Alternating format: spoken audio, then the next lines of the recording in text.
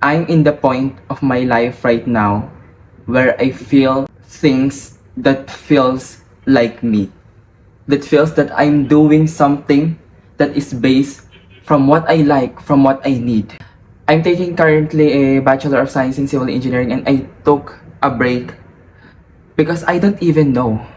To be honest, I don't even know what is the main reason. What happened? I don't know. In an energetic level, I don't know what happened. But the only thing that I know is that it's not for me. School is not for me as of the moment. I just woke up feeling like it's not for me. I don't know. I don't have the energy and the capacity to spend my time, go to school or study civil engineering. It held me back to become my authentic self, to be honest. I'm doing the same routine every day, every single day, based on other people's expectation. I'm gonna be very vulnerable with this one. The only reason why I took civil engineering is because of my father's will. Before he passed away last 2022, it is his final will that I should take civil engineering. And as a son, I feel obligated to do it. I feel like I need to take that because if I don't take civil engineering, I am a bad person. I am a bad son. First things first, I hate math. I don't like math. I don't like computation. I'm more on like these creatives. I love music, fashion, everything that is so creative. I love to be involved in that. As of the moment, as what I have said, I am now so vulnerable and so authentic to myself. I don't know if I just read it or if I just watched it on a certain video. The most regretful thing and the most regretful decision you could ever did to your life is when you grow old in your 80s or in your 90s, and looking back, I just live a life based on other people's expectation of me. I live a life where someone controls me. I live a life where I'm not controlling my own shit. I'm not following my inner child dream. I'm not following the things that I really wanted to pursue. You know what I mean? Like, it's suffocating you. It's suffocating you to not follow what you really want. And that hits me hard because I'm in that position as of the moment. But now, as I quit school, I took a break, I become so authentic. I feel so free. I feel like I'm in control of my life. I feel like I'm controlling my own life. I feel like I have the will. I have the power. I have the rights. Like, I can control my own hands. You know, it's so cliche to think, but I just feel like I can finally control my life. I can do what I want. I can pursue what I want. And that feeling today is the most freeing thing I've ever experienced in my life. To become so authentic. To become real. To face my own reality, to face the things that I really wanted to pursue. And I know it's a privilege. It's a privilege to be vulnerable, to be, to have the courage to break out the boundaries, to finally be true to yourself, to finally see things in a different perspectives in your own point of view. The reason why I'm saying this is because I just feel like a lot of us are bound with the expectations and the standards of the society, of what our parents taught us. And I am very thankful for my parents, and I don't have any conflict with them, regardless of what they did, regardless of what they know about the things, about their decisions. I cannot blame them as well as that knowledge that they have during those days that they are born, and they feel like that is the right thing to do with their child as well. You have the choice. It's your own life.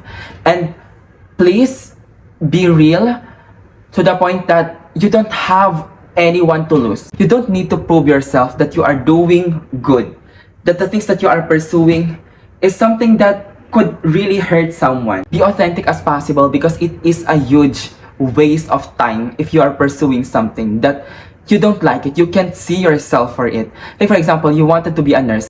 Ask yourself, can you really see yourself as a nurse in the future? Can you really visualize yourself being a nurse, taking care of someone, taking care of all people? Can you really see yourself with those fields? It takes a lot of courage, to be honest, to be real, to be authentic to yourself. When you spend too much time on a room and later on you realize that you are in the wrong room, it's so depressing and frustrating that we think that we are progressing, we are doing something for ourselves, not knowing that we are keep pursuing something, but it is not serving us. Maybe you need an isolation. You need to isolate yourself truly to know who you really are. Time that you need to study in school is you need to spend those time to study yourself. Study yourself first. We see things, we see life as a, one way, as in a system. Those standards that the society and the community that we have is we need to follow it. Truly. But you know what, the only thing that you need to follow is yourself. It's your own life. You have your own choice. And I don't mean it to rebel, to be freak, to be a bitch. Be real. Be authentic as who you really are. Question yourself. Do some shadow work. Because you know what, it's never too late. And I know in my age, I am 21 years old right now.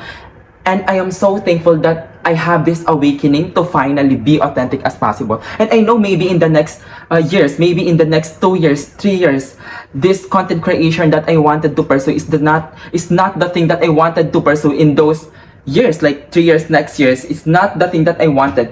But at least I've tried. You've been authentic in a specific period of your life. You've been authentic and you followed it. You go through it. You follow it. You take action. That's what matters the most. You are in your, 80s, 90s days.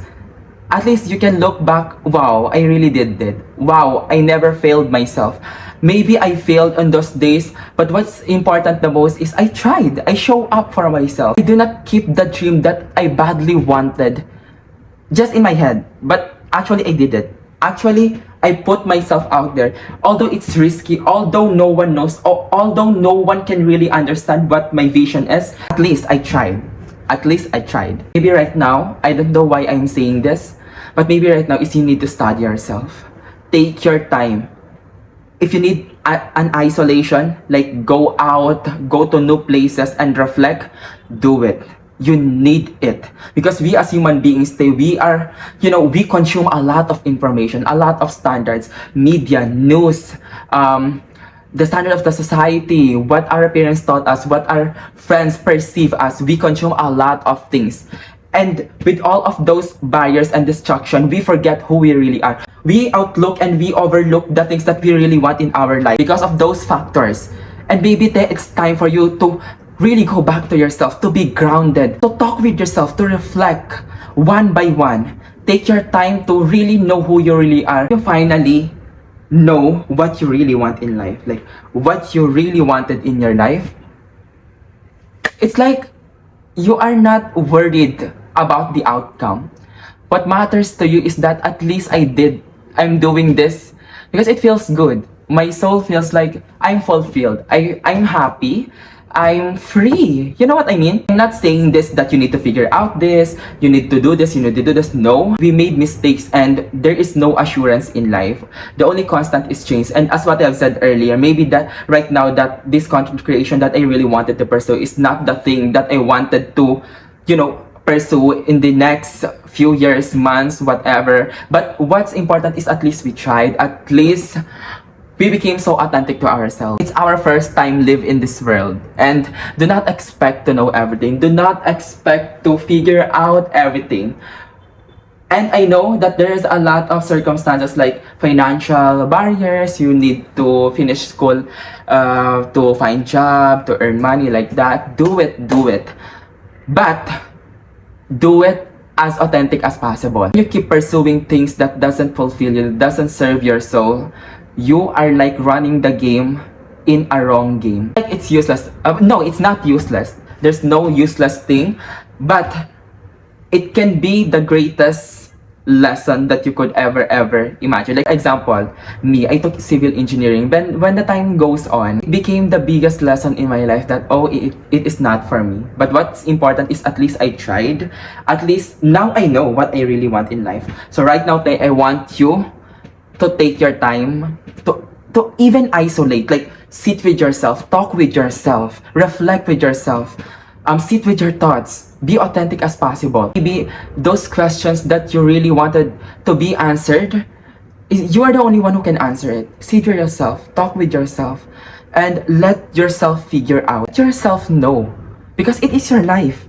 You are the only one who knows something, who knows what you really want. sometimes we really need to be naive.